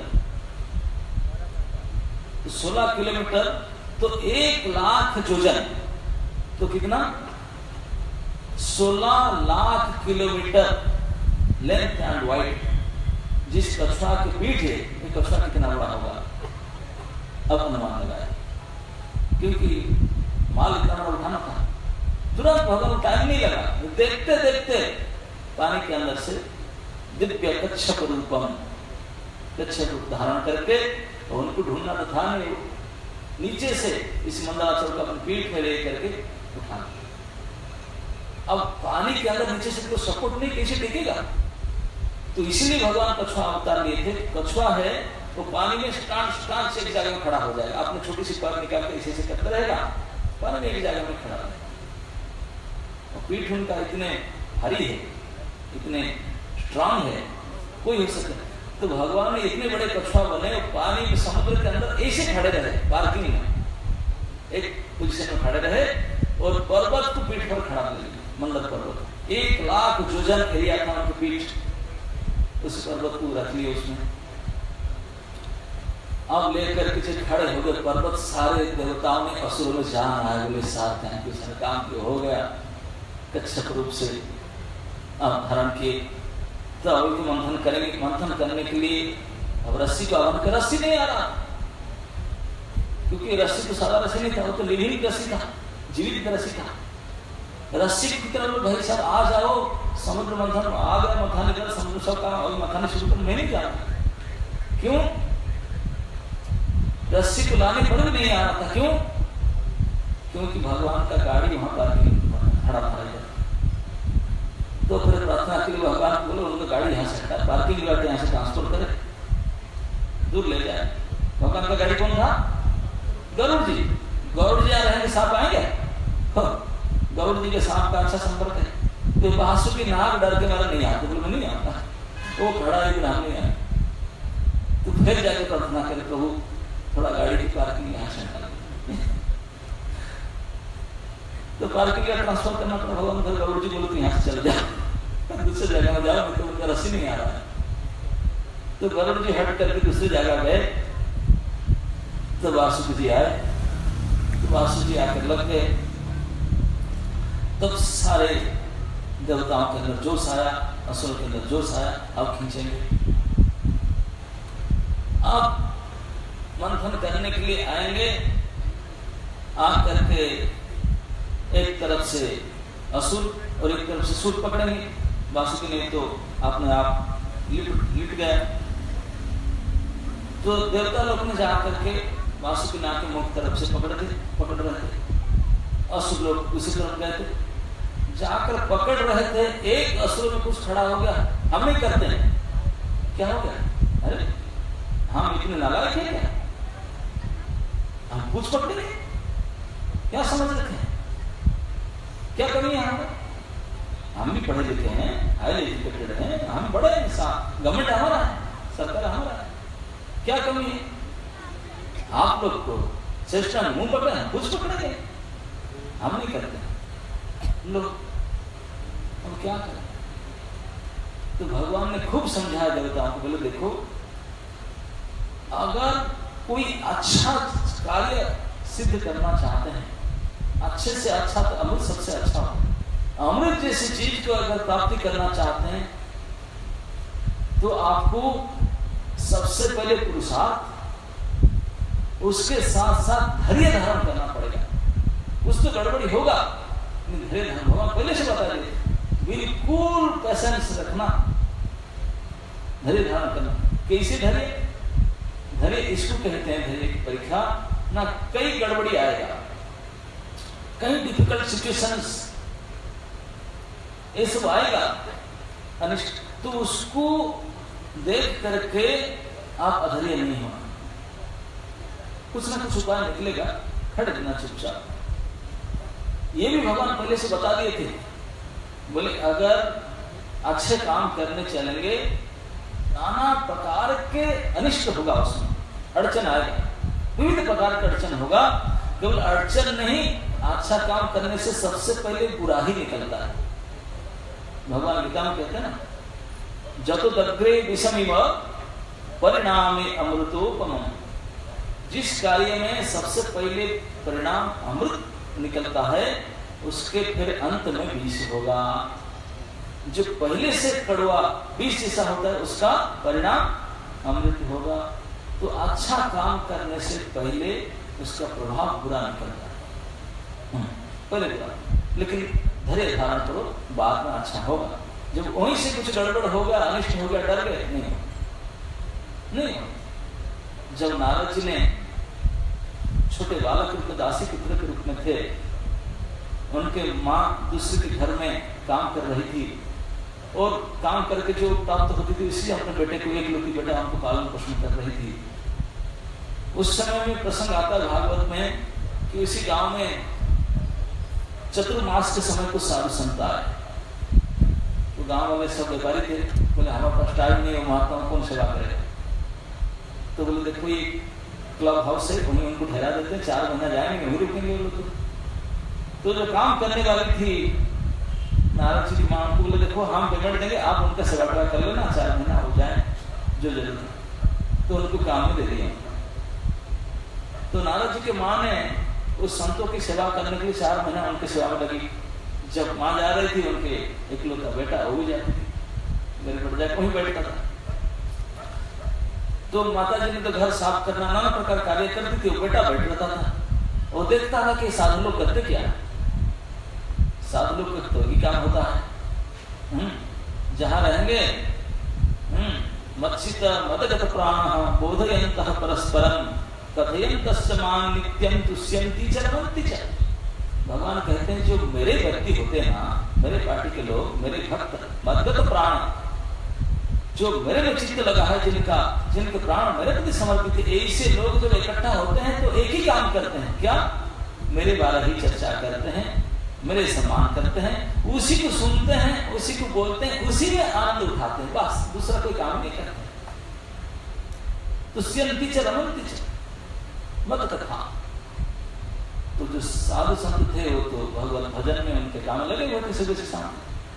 तो छोटे बालक नारद जी वहीं बैठकर देखते थे कि वो लोग सुबह उठ गए, स्नान करके मंगलारती करते हैं, उसके बाद श्रृंगार करते हैं, उसके बाद भोग लगाते हैं, उसके बाद कथा करते हैं, कीर्तन करते, सब बैठ के। समझ में नहीं आता छोटा 5 साल के बालक, लेकिन सारे श्रद्धा से देखते थे। अब सारे काम हो गया, 9 बजे भोग लगाकर प्रसाद पाते, वो भी देखे, पता लगे प्रसाद पाते, छोटा बालक है। तो उनको देख करके एक महात्मा देखे, बेचारा बैठा है, छोटा सा बालक बैठ के देख रहा है, सुबह से बैठ के देख रहा है सारे क्रियाक्रम। तो किनका मन में दया है, लेकिन खा चुके थे। बोले बेटा प्रसाद, बेचारा वही खाने का। तो उनको बुलाए, वो बेचारे खा चुके थे। तो उनके पत्तल में कुछ ही लगा हुआ था, जुटर कुछ जाकर अंगुली से चाट करके खा लिए नारद जी, छोटे बालक थे। तो नारद जी कहते हैं कि व्यासदेव, मैंने सकृत एक बार उस महात्मा के इस उचिष्ट को मैंने पा लिया और बीमारी मुझे लग गया।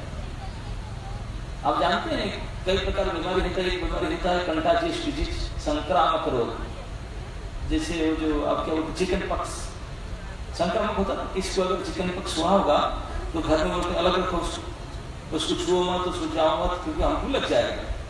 उसके पास सांस जाने से हमको लग जाएगा कंटाजियस, संक्रामक, हमको संक्रमित हो जाए, संक्रमण हो जाए। तो अभी तक दुनिया में जितने बड़े से बड़े संक्रामक रोग है जो बहुत जल्दी संक्रमित हो जाता है, सबसे भारी नंबर 1 कंटाजियस डिजीज है, क्या जानते हैं? ये भगवान की भक्ति, सबसे बड़ी बात संक्रमित बीमारी।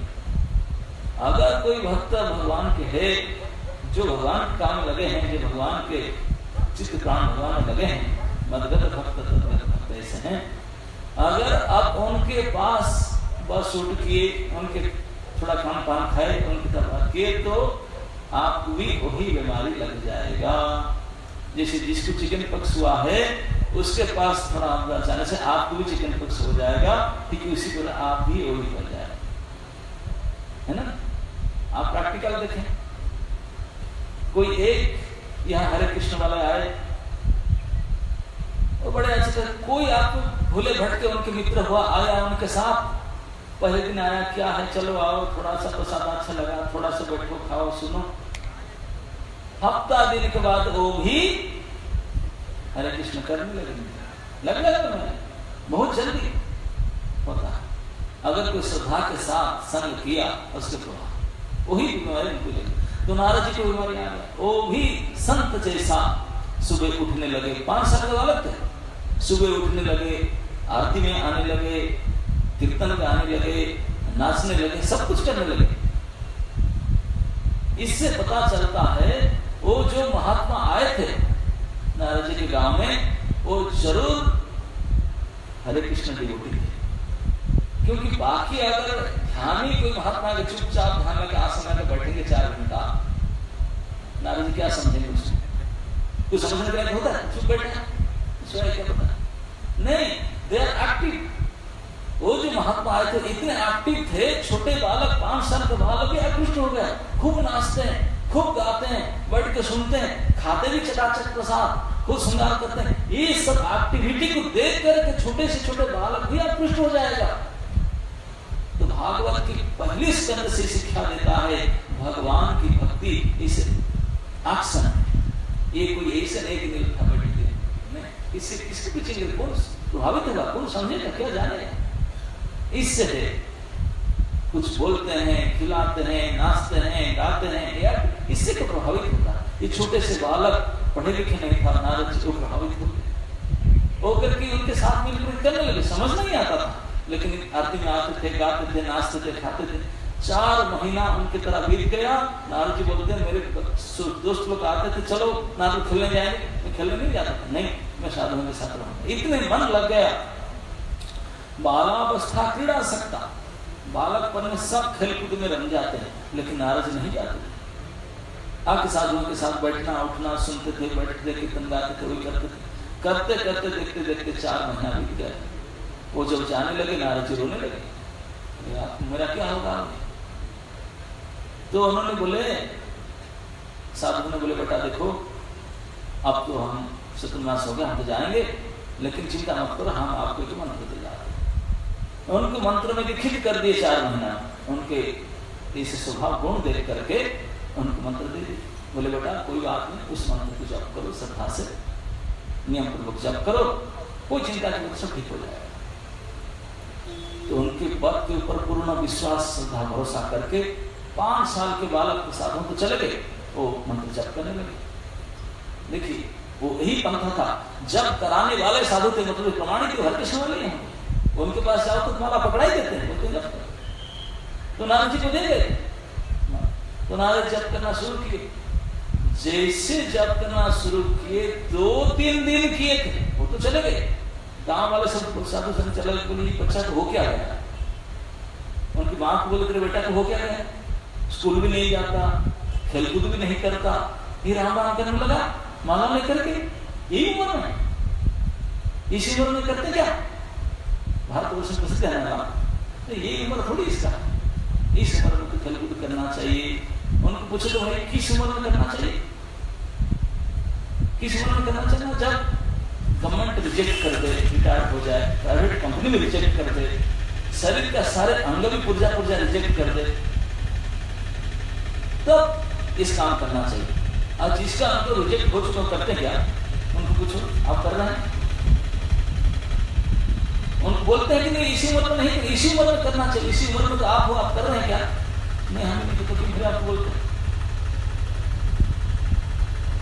तो नारद जी जब करना शुरू किए, सारे गांव वाले उनको अपोज कर रहे थे, बोले ये लड़का क्या कर रहा है, पागल होगा।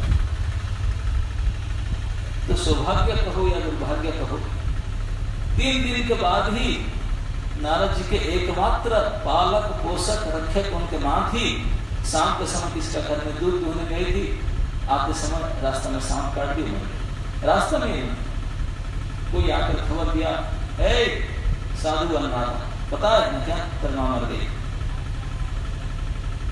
बताओ 5 साल के बालक, कोई नहीं परिवार में, एक माँ ही थी जो उनके सब कुछ थी, वही खिलाती पिलाती नहलाती कपड़ा सब कुछ जो करती।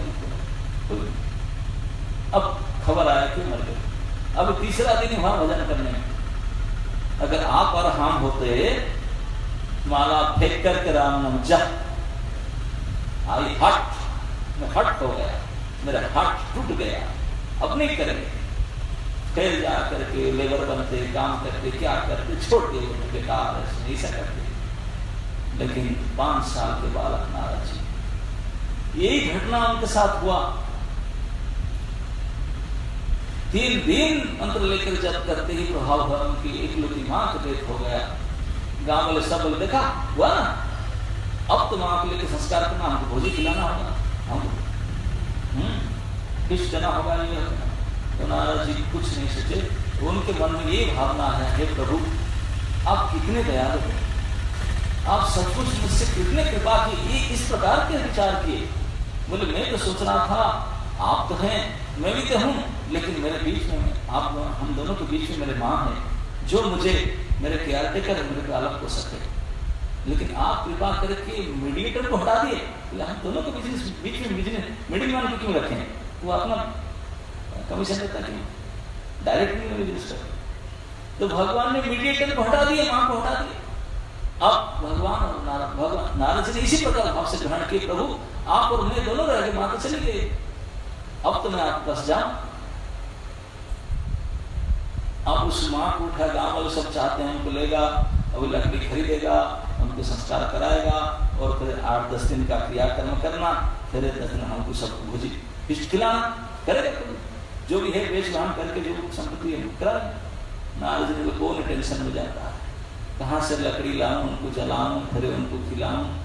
सीधा मां को जाकर के उठाई, घर में लेकर के रखी, घर में से कोई सामान नहीं निकाली, एक माचिस लेकर के आई, घर के दरवाजा बंद की, घास फूस का घर था, बस घर के साथ आग लगा दी, वहीं उनके क्रियाकर्म हो जाए। नारद जी तुरंत वहीं से चल पड़े, पीछे मुड़कर देखे ही नहीं, उत्तर दिशा को चल पड़े। किस लिए चल पड़े, वही उनका भरोसा था।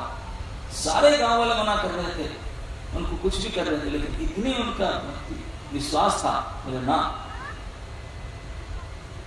विश्वास के साथ भगवान को देखे नहीं। कुछ साधुओं से 4 महीना संग किए थे, इस प्रभाव से वो चले, भगवान है मैं उन्हीं के भरोसा में जा रहा हूं, उनके ऊपर भरोसा कर गए। भागवत के वर्णन आता है कि रास्ता में ऐसा कुछ गांव आया, कुछ नगर आया, छोटा सा बालक 5 साल की उम्र के जाते थे, तो कोई गांव वाले व्यक्ति, वही बेटा कहाँ जा रहे हैं, आज बड़े खाए नहीं पिए नहीं, चल रहे दुखी होकर, बोले बेटा इधर आओ, चलो हमारे घर में रहो, मैं तेरा सारा टेक केयर करूँ, खिलाऊंगा पिलाऊंगा, तुझे काम चाहिए हम काम खिला देंगे, तनख्वाह भी देंगे। नहीं जाते। कोई बोला चलो हम तुम्हारी शादी करवा देंगे, कोई बोला ये आपके संपत्ति दे देंगे, कितने कई लोग कितने प्रलोभन देते थे, उसमें नहीं फंसे।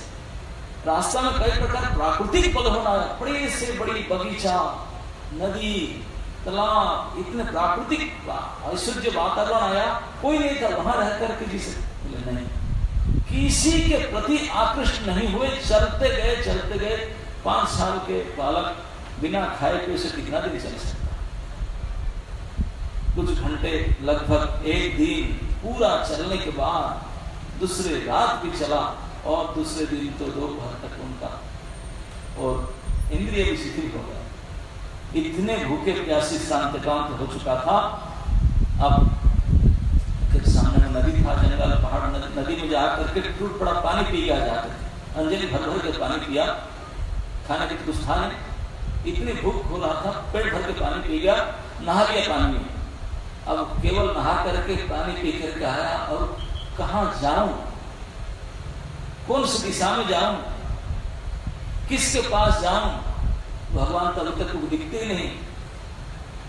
अब कुछ खाना नहीं मिलेगा तो बचूं ना नहीं बचूं, इस प्रकार से अधर में फंस करके जो मंत्र वो प्राप्ति हुआ था, उस मंत्र को उस पेड़ के नीचे स्लेट करके जपने लगे, जपते से मंत्र के ऊपर ध्यान करते थे, मंत्र मूर्ति को।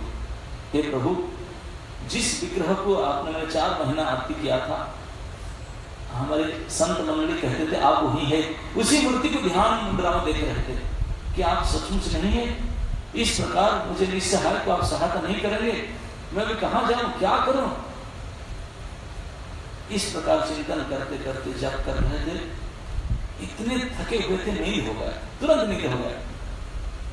नींद में उसे जब करते करते नींद हो गया, हाथ मारा था, सो गए। कोई बेडशीट पीलो मच्छरदानी की जरूरत नहीं। जो टायर्ड होते ना, जो नींद होता है, फिर क्या होता है, सो गए। सोते ही 1 मिनट के अंदर झनक किया। उस समय जो मूर्ति को ध्यान मुद्रा को प्रकट देखने लगे, स्वप्न दृष्टि से विग्रह बिल्कुल सामने दिखे। एक झलक उस इष्ट मूर्ति को जब देखे, इतने प्रसन्न हो गए। हम लोग आप और हम प्रसन्न होने के लिए क्या क्या काम नहीं करते हैं। बढ़िया से बढ़िया खाना खाते हैं, बढ़िया से बढ़िया बेड में सोते हैं, बढ़िया से बढ़िया काम करते हैं, प्रसन्न नाना प्रकार के उपाय काम करते हैं, लेकिन प्रसन्नता तो हाथ नहीं लगता। लेकिन सचमुच अगर किसी भी प्रकार से एक बार हमारे वास्तविक इष्ट देव, हमारे वास्तविक प्रभु भगवान के एक बार दर्शन स्वप्न में भी हो जाए, जो प्रसन्नता प्राप्त होगा, इसको भाषा में वाणी में व्यक्त ही नहीं किया जा सकता। इस छोटे से बालक 5 साल की उम्र के, वो जब स्वप्नों में दृष्टि से इस अपने इष्ट देव को, जिनकी पूजा किए थे, आरती और ध्यान थे, आज उनके सामने उनको देखे, उस रूप को देखे, इतने तृप्त हो गए, इतने खुश हो गए, इतने प्रसन्नचित्त हो गए। उनका सारे शांति, क्रांति, भूख, प्यास सब 1 सेकंड में मिट गया। इतने आनंद हो गया। लेकिन वो आनंद केवल एक क्षण का ही था। एक क्षण में सब मिटाकर एक क्षण में सीना हो गया। अब नहीं दिखाई पड़े। अरे अब तो सामने थे। बेचैनी से आंख खोल डाली, कुछ है भी, जंगल है, पेड़ है, कोई नहीं है। छोटे से बच्चा अभी तो दिखाई पड़ा था, कहां हो गए, इधर उधर भाग कर बिल्कुल परेशान हो गया, रोने लगे। तो आकाशवाणी हुआ, बेटा नारद, बस और नहीं, एक बार में दर्शन दे दिया। न क्यों, न इसलिए देगा कि तू हताश मत, मैं हूं, इसलिए एक एग्जाम्पल दिखा दिया, एग्जाम्पल मैं हूं, डर मत। न क्या करो, न कुछ नहीं, उठ करके चलो, कहां चलो, जहां चलना है चलो, बाकी मेरा मेंटेनेंस, बोले मैं जन्म दिया हूं, मेंटेन नहीं करूंगा, डोंट वरी। आप न क्या करो, ना मेरे नाम लेकर के चलते रहो, मेरे नाम लेकर के चलते रहो, तेरे कैसे पालन पोषण हो जाएगा, तू क्यों चिंता कर रहा है।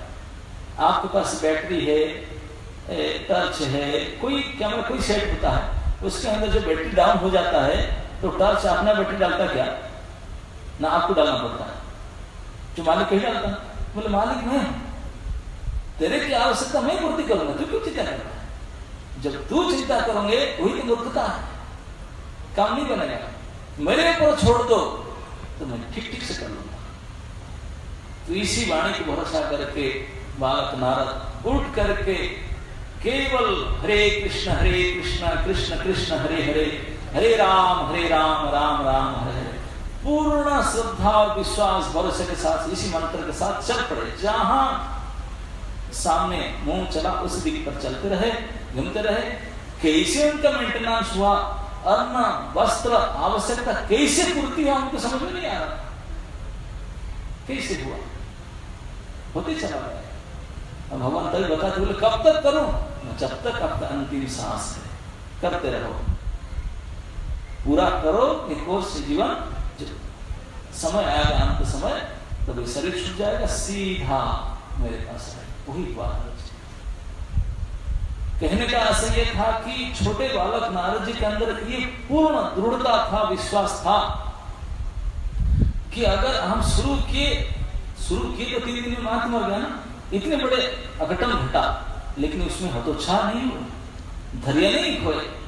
बोले ना मुझे आगे बढ़ना है, ये तो सिम्टम अच्छा है, बुरा सिम्टम नहीं। लेकिन हमारे पास छोटी सी कोई तकलीफ आ जाए, हम छोड़ देके चले जाए, हमारे पास धैर्य है ही नहीं, श्रद्धा है ही नहीं, विश्वास नहीं, तो कैसी भजन में सफलता होगा। तो भजन में सफलता होने के लिए ये सब बहुत आवश्यकता है। तो इस अमृत मंथन क्रिया में भी अमृतत्व प्राप्त करने के लिए सचमुच अगर हम चाहते हैं हमारे जीवन में अमृतत्व को प्राप्त करें तो इस प्रकार पुरुषार्थ करना होगा, इसे पूर्ण धैर्य धारण करना होगा। जो भी अड़चन तकलीफ कष्ट आएगा धैर्य के साथ सहन करो, पूर्ण भगवान पर भरोसा रखो, होगा ही काम। और तो अच्छा मत देखते हैं मंदराचल को शत्रु के पास गए, वो भी आखिर कर गए। मंदराचल को उखड़ गए, नहीं ला पाए तो मर गए, सब जी गए। भगवान ने स्वयं उठा के ला करके समुद्र में रखे, समुद्र में डूब गया, हताश नहीं हुए, भगवान ने प्रार्थना की, समुद्र से कछुआ बनकर भगवान ने उठा। अरे कैसे रस्सी, बोले भगवान ने आपने गाड़ी को उठा कर ले ली, समुद्र में दासु किया। आप सभी रेड हो गया, फिर सागर के अंदर तक्षक भगवान ने पर्वत मंदिर को धारण किए, बासु की नाग रस्सी बनकर लग गया। अभी खींचना था, मंथन करना था, लेकिन अभी एक पार्टी राजी नहीं हो, अड़चन खड़ा करते, क्या हम नहीं करेंगे, क्यों, हम पीछे थोड़ी करें। अरे आप असुर हुए, आप जनरली क्लीननेस नहीं रहते, देवता लोग तीन बार स्नान करते हैं, शुचि है ना, देवता लोग शुचिमंत होते हैं, असुर लोग तो शुचिमंत नहीं है, तो आप पीछे से नहीं, हम थोड़ी रहे। आप भगवान को हमारे चुपचाप पीछे चले जाओ, कुछ मत बोलो, ना सारा टॉयलेट का, चुपचाप चले। देवता लोग ने कुछ नहीं माने, ओबीडियंट बन करके कुछ पकड़ने के चले गए, छोड़। सारे देवता लोग मुंह में हाथ डाल कर आए, सामने तरफ मुंह तरफ पकड़ने, देखा हम सीनियर हैं, क्या समझा पीछे। तो पूछ पकड़ने के लिए सारे देवता आ गए, लेकिन मन उनका अच्छा नहीं लगता था। भगवान को सारा आपको पीछे पकड़ा है, हम कुछ पकड़ा रहे हैं, आप भी सपोर्ट नहीं कर रहे हैं, अरे चुप पकड़ो कुछ ना सर, ये क्लीन नहीं है यार, कुछ पकड़ते रहो। वो फ्रंट में जाने दो, समझ में नहीं आ रहा था, जैसे कुछ पकड़ के भगवान बोले क्या मान के ओबीडिएंट बनना था, खींचना शुरू की, 2 खींच मारे, अरे समुद्र के अंदर विशाल मंदराचल को खींचना था, पूरे समुद्र असुर शक्ति लगा है, इतने पावरफुल लगा, तो बांसुरी का अंग अंग टूटने लगा, इतने जोर से प्रेशर पड़ा उसके ऊपर। वो प्रेशर से उनके अंदर से ज्वाला निकला, मुंह से इतने ज्वलन श्वास निकला, सारे जो मुंह पकड़े हुए थे, सारे असुर जो मुंह पकड़े हुए थे, हम सीनियर है मुंह पकड़ने, सारे झुलस गए, सारे का मुंह जल गया, माला ही जल गया, कपड़ा भी जल गया उसके प्रभाव से। इतना नहीं, देवताओं के अंदर गर्मी आया, उनका भी काला पीला पड़ गया। देवता बोलते हैं राम राम, हम अगर यहाँ होते मर ही जाते, वो इतने पावरफुल है तो संभाल रहे हैं, हम तो मर ही जाते। भगवान ने बोला ना सही, इसलिए अच्छा ही होगा, हमेशा मान लो, कोई जुक्ति मत करो, हमेशा सहनशीलता, सहन कर लो, मान लो, भले आपको धक्का मार कर पूछ पकड़ने के लिए कहे, पूछ पकड़ लो, देवता होकर पूछ पकड़ लो, वही आप इसी में भलाई है। और असुर होकर मुंह पकड़ा हुआ ना, मर रहे हैं किसी। सारे देवता बोलते हैं प्रभु बहुत अच्छा किया, हम अगर पूछ मुंह पकड़े होते अभी तो मर ही जाते, हम नहीं जी सकते, हमारे अंदर क्षमता नहीं उसको सहन कर। ये असुर लोग बड़े तगड़े हैं, सह लेते, आधे जले नहीं, लेकिन हम ही जल गए इसके हवा से, हमारे सब काला पड़ गए। तो भगवान बोले कोई बात नहीं, मैं जानता हूँ आप दोनों ही मर रहे हैं। तो भगवान कृपा करके ऊपर की ओर दृष्टि डाले, भगवान दृष्टि किए तो पूरा पानी वर्षा हो रहा था, सब सूख गया, कितना ठंडी ठंडी हवा चलने लगा है, गर्मी था। बोले कितना फैन लगा, कूलर कहाँ लगा, थोड़ा समय पहले से व्यवस्था कर दो, सब आराम से बैठ सके। तो भगवान ने जैसे ऊपर से नीचे दृष्टि किए, तुरंत सारे बादल में धीमे धीमे बारिश शुरू करने लगे और समुद्री हवा चलने लगा। जो जो विष के प्रभाव ज्वाला हो रहा था, सारे शांत हो गए, सारे के अंदर जाना हो।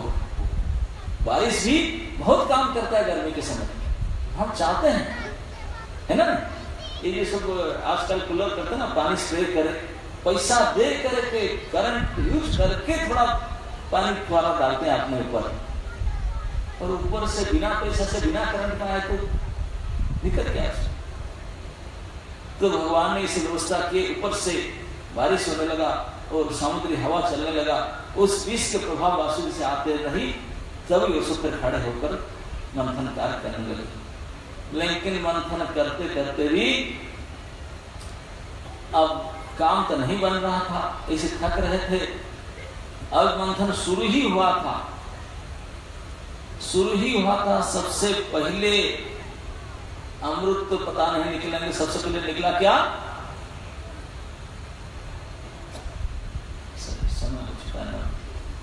तो सबसे पहले अमृत के बदले क्या निकलेगा वो बात काल बताएंगे। हरे कृष्ण।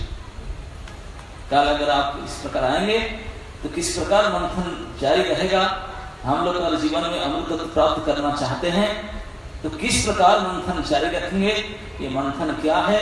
हमारे 9:30 तक 9:30 आज कल 9 o'clock रहेगा। बोल दीजिए एक बार। अच्छा, वो बोल रहे हैं कि आज 9:30 तक करेंगे, कल 9 बजे तक पूरा हो जाए। थोड़ा आप लोग भी जल्दी आए। आप लोग भी जल्दी आए, अगर ऐसा बारिश हो तो।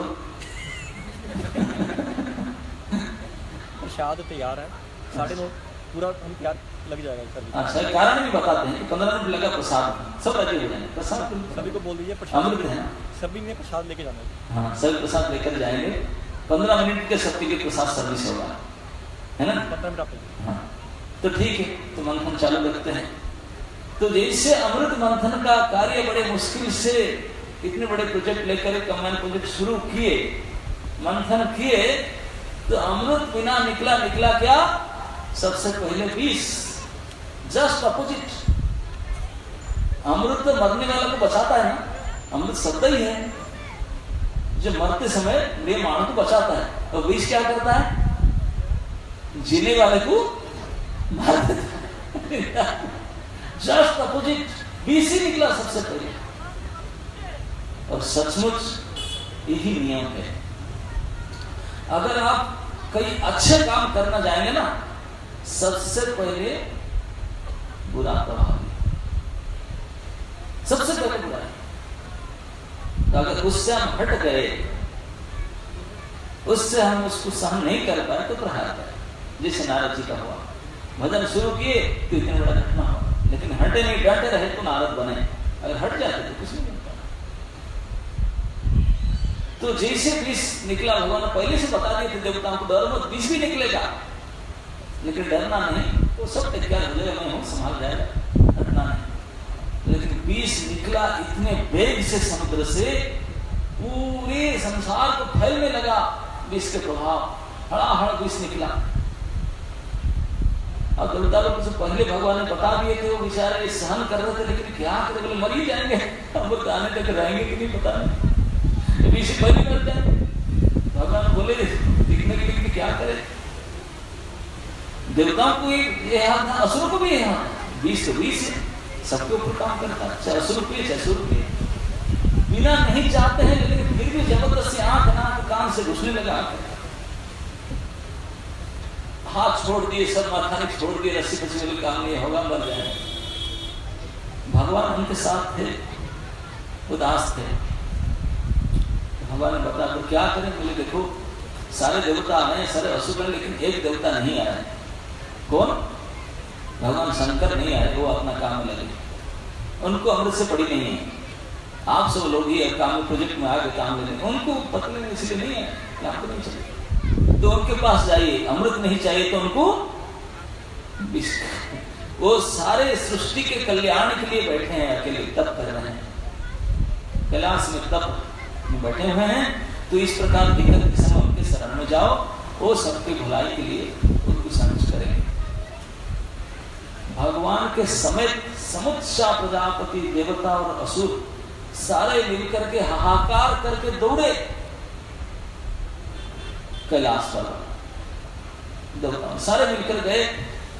अब भगवान शंकर आपने श्रीमती पार्वती जी के साथ, भगवान शंकर के इतने महावैरागी है, अपना एक फ्लैट भी नहीं होता, कोठी तो है ही नहीं, फ्लैट भी नहीं, कुछ भी नहीं, सबको दे देते हैं, आपने पेड़ के नीचे रहते हैं, कपड़ा भी पेंट शर्ट भी नहीं पहनते हैं, ऐसे चमड़ा पहनते हैं, लिविंग बेल्ट लगाते हैं, बेल्ट भी नहीं बांधते हैं, सांप बांध देते हैं बेल्ट के रूप में, अलंकार रूप में माला वाला भी सांप लगाते हैं, तेल पाउडर तो लगाते नहीं, ताजा डेड बॉडी के राख को लगाते हैं शरीर में। इस प्रकार रहने वाले आपको लगा भगवान शंकर जिनके नाम है महादेव, देवताओं के सबसे श्रेष्ठ महान देवता है। आप लोग हमको क्या बोलकर पुकारते हैं भगवान को, शंकर को? शिव। शिव शब्द का अर्थ जानते क्या होता है? मंगल। शिवम, शिव शब्द का अर्थ है शुभ मंगल। जिनका नाम ही मंगल है उनके रूप में सारे अमंगल किसे है? ताजे मुंडमाण, मनुष्य के सर के माला पहनते हैं, सांप लगाते हैं, ये सब अच्छा है क्या? स्मशान के राख लगाना, स्मशान के हेड स्मशान भी है, स्मशानवासी, और उनके परिकर सारे भूत प्रेत, सारे अमंगल के किस है? इतने सारे अमंगल के बीच रहकर उनका नाम शिव कैसे हुआ? वास्तविक शिव। क्यों ना? ये सब सिम्टम्स केवल मंगलदायी नहीं है, असली मंगल जो है मंगल भवन अमंगलहारी, वो है भगवान के नाम, भगवत नाम। वही केवल इस संसार में एकमात्र मंगल, एकमात्र सत्य वस्तु है, भगवत नाम। भगवान शिव ने इतने बड़े नाम प्रेमी महात्मा है, नाम प्रेमी संत है, तो नाम के अलावा और कहीं उनको पड़ता नहीं। हम लोग कभी कभी नाम जप करने के लिए बैठते हैं, 15 मिनट बैठ गए तो चेंज करना पड़ेगा, बहुत हो गया, आसन चेंज करो, उठो, चलो, वाकी बैठ, क्या करें। लेकिन भगवान शंकर अगर माला लेकर एक बार जप करने बैठ जाते हैं, कितना समय बैठने वाला है? एक सिटिंग में बैठ गए माला लेकर के। ऐसे कहा गया कि सन 88,000, कितना? 88,000 ईयर्स ओनली, एक सिटिंग बैठे, एक बार जब में बैठ गए इतना समय बैठे। कितने बड़े महात्मा होंगे इसी प्रकार जब करते हैं। ऐसे नाम प्रेमी महात्मा, नाम में जिसका प्रेम हो गया, नाम का आनंद जिसको मिल गया, इस संसार से कोई चीज में उनका रस नहीं, आनंद नहीं होगा। इसलिए सब छोड़ दिए, ना कोठी, ना बाड़ी, ना वस्त्र, ना अस्त्र, कुछ भी नहीं, कुछ भी नहीं। जिसमें रस है उसी को पकड़े रसी। इसलिए जंगल में जाकर पेड़ के नीचे रहते, इतने आनंद में ओत प्रेत है, कोई जरूर नहीं उनको। पेड़ के नीचे रहते हैं, लेकिन नाइट ड्यूटी करते हैं, स्मशान में जाकर ऑफिस में है, ऑफिसर भूत प्रेत के बीच में। ऐसा क्यों? स्मशान वास है ना, शंकर जी के उनका ऑफिस है स्मशान में, वही रहते हैं। इसी प्रकार की इसको अशुभ लक्षण सुधारण करके बैठते हैं। बोलते नहीं, ये संसार के जो तथाकथित जो सुख देने वाले वस्तु जो इसमें अटैचमेंट करते, इसमें महाविराग है। संसारिक सुख को जला करके, राख करके वो शरीर में बढ़ा देते, चलो राख है, इसमें है कुछ नहीं है।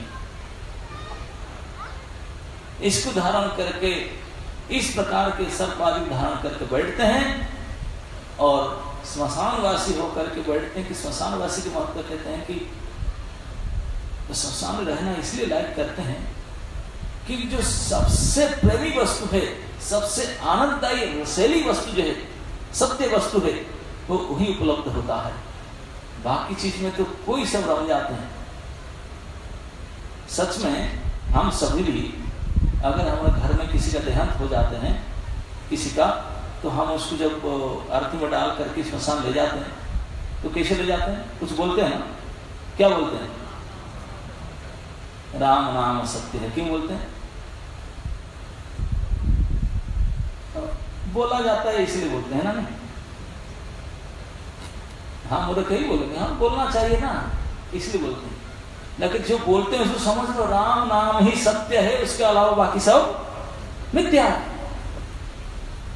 ये बात को हमारे जैसे नालायक, महाकामी, महाभोगी, महाद्वेषी व्यक्ति भी उस समय, उस दिन बोलता है कि राम नाम सत्य है। उस समय, जिस समय स्मशान जा रहा है, स्मशान में बड़ी से बड़ी दुष्ट व्यक्ति, नालायक व्यक्ति भी राम नाम लेता है। जब देखता है हाँ राम नाम सत्य, तो भगवान बोले मेरे लिए यही सबसे अच्छा। यहाँ दुष्ट व्यक्ति भी राम नाम लेता है, शिष्ट व्यक्ति की बात ही क्या कहूं, शिष्ट व्यक्ति लेता है, लेकिन पूरे संसारी व्यक्ति, संसारी में वहां आसक्त व्यक्ति भी जब यहाँ आते हैं तो बाकी कुछ फिल्म गाना नहीं गा पाता, कोई खोल नहीं सुन पाता, सारे छोड़ करके पूरे गंभीर होकर के राम नाम करता है।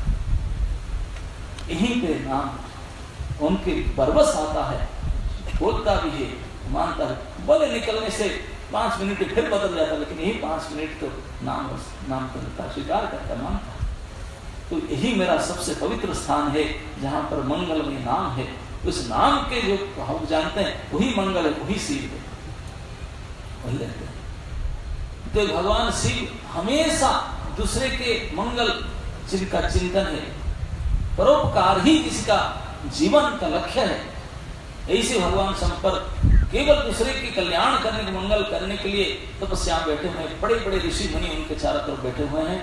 अब समुच्चय देवता असुर मिल करके बचाओ बचाओ, मर गए चिल्ला करके रो रो करके घर के सामने जब पहुंचे, उनके कुटिया जहां बैठे थे उन्होंने हल्ला गुल्ला किया।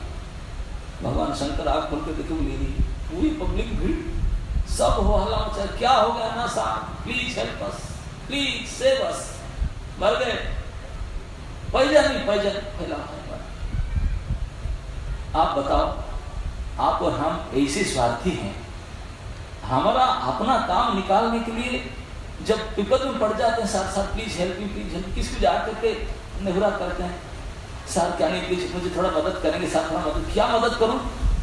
जब भगवान शंकर पूछे सारे प्रजापतियों के देवताओं को, असुरों को, भाई क्यों रो रहे हैं, क्या हेल्प करो, क्या मदद करो? ना सर कृपा करके, क्या कृपा करूं? ना सर कृपा करके थोड़ा विष पी लीजिए। कितना बेशर्म बात है, बोलेंगे जाकर किसको, सर कृपा करिए थोड़ा मदद कीजिए, ना पॉइजन पी लीजिए, किसको बोलेंगे ऐसा जाकर? लेकिन आपने पॉइजन से बचने के लिए जाके शंकर भगवान बोले विष है, आप संभालिए, आप लीजिए विष, अमृत हम लेना चाहते हैं, हम अमृत लेना चाहते हैं, विष निकला, आप लीजिए। अरे मैं गया था कि अमृत में प्रोजेक्ट भाग लिया था, नहीं आप नहीं लीजिए, आप विष आप लीजिए, प्लीज करके उनको विष पिलाने के लिए गए। शंकर जी देखे कि ऐसे ही मेरे हेल्प लेने वाला आए हैं, मुझे ऐसे मानते हैं, प्रतिज्ञा सार करते हैं कि सार विष पीजिए सार। तो उन्होंने भी अपने पत्नी से कंसल्ट की, पत्नी साथ में थी ना, बोले देवी देखिए ये हल्ला गुल्ला कर रहे हैं, नाम देख रहा हूं ना, तो क्या मैं विष पी लूं? आप में से तो अनेक पत्नियां हैं, अगर पतिदेव बड़े कृपा करके किसी बचाने के लिए बोले कि मैं थोड़ा पॉइजन पी लूं, ज्यादा नहीं तो पूरा विष नहीं, 100 ग्राम हो, 50 ग्राम भी, आप परमिशन देंगे? कोई देंगे? लेकिन धन्य हो देवी भी ऐसा, वो तुरंत बोले प्रभु आप अवश्य परमिशन सैंक्शन। उनके धर्मपत्नी भी राजी खुशी से परमिशन दे दी विष पीने के लिए। कैसी धर्मपत्नी? क्योंकि वो जानती थी उनके महिमा, वो जानती उनके प्रभाव को, उनको विष क्या करेगा, पूरे संसार के समुच्चा हलाहल विष भी उनको कुछ नहीं कर सकता। इस बात को उनकी पत्नी तो कम से कम जानती थी, इतने बड़े नाम के उनको क्या करेगा, इसलिए वो भी राजी खुशी परमिशन दे दी। तो भगवान ने बोले चलो, माता जी ने बोल दिया हम चलते। शंकर भगवान भी कोई काम करने के लिए पाइप से कंसल्ट करते हैं, तो इसलिए कुछ भले काम हो, पूरा काम है।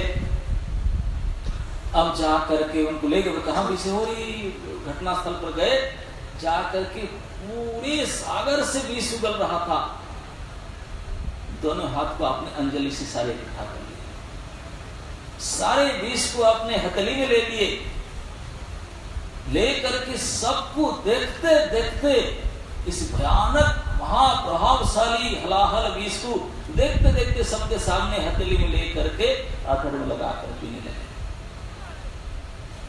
सब देख रहे, सबके सामने विष पी गए विष। भगवान मौजूद थे।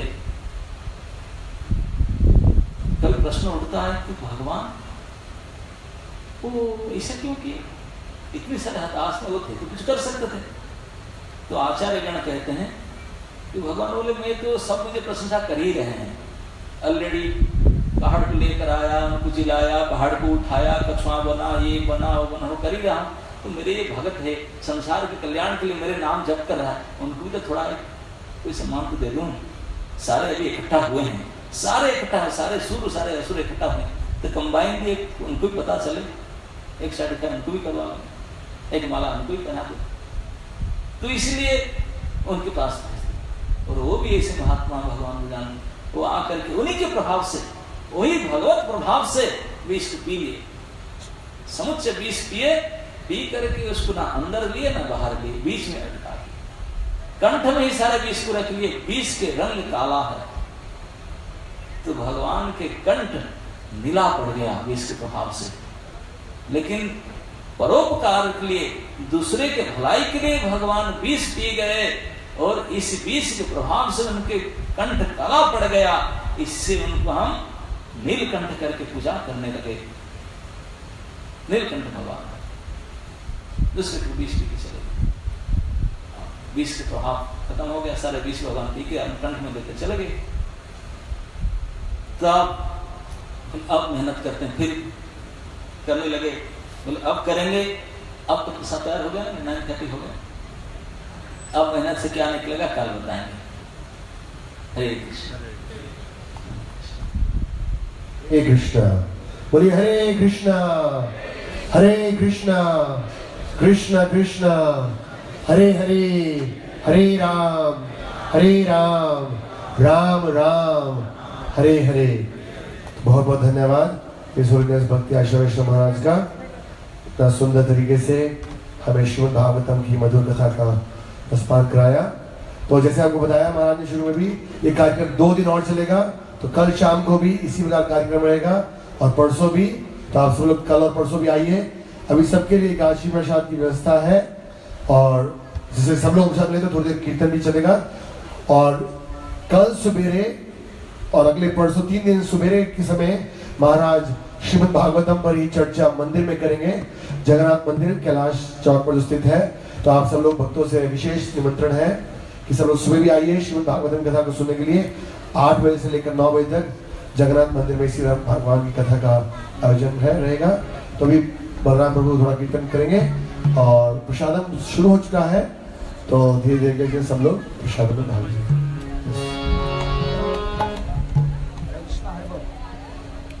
हरे कृष्णा।